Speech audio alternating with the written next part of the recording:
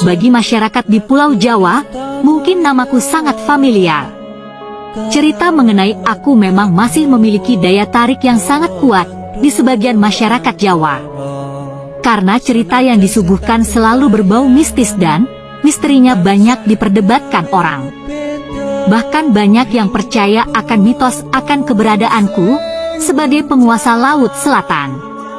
Namaku adalah Dewi Kadita. Aku seorang putri yang cantik, anak dari Prabu Siliwangi Kerajaan Sunda Pajajaran.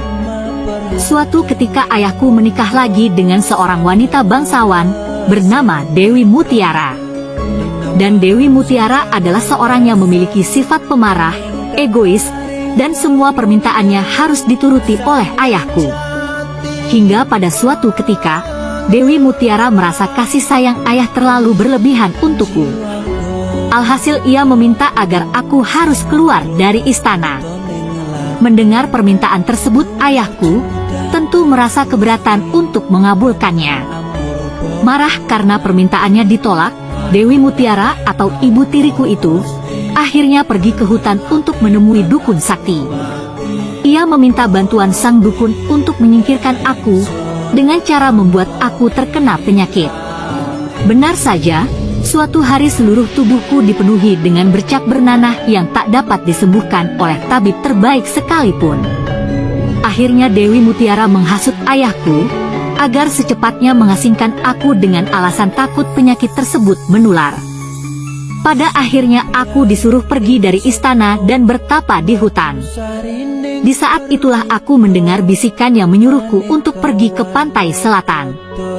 Sesampainya di pantai selatan, bisikan tersebut muncul kembali dan menyuruhku untuk menceburkan diri ke laut.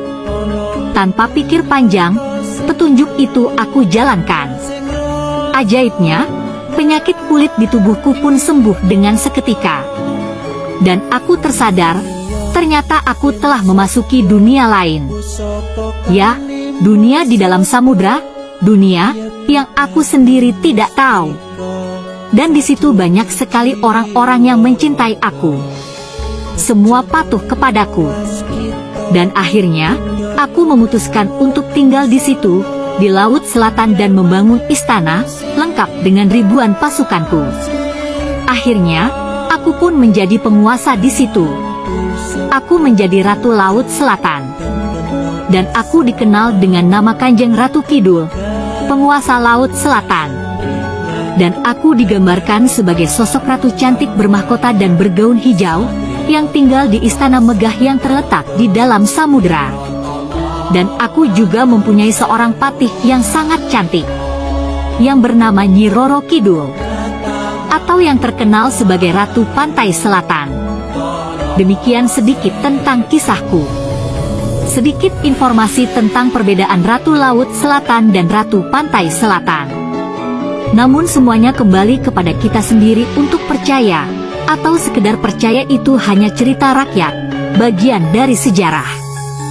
Karena harus diakui nama Kanjeng Ratu Kidul sebagai penguasa Laut Selatan, dan Nyi Roro Kidul sebagai penguasa Ratu Pantai Selatan, memang masih sangat tersohor di negara kita ini, terutama masyarakat Jawa.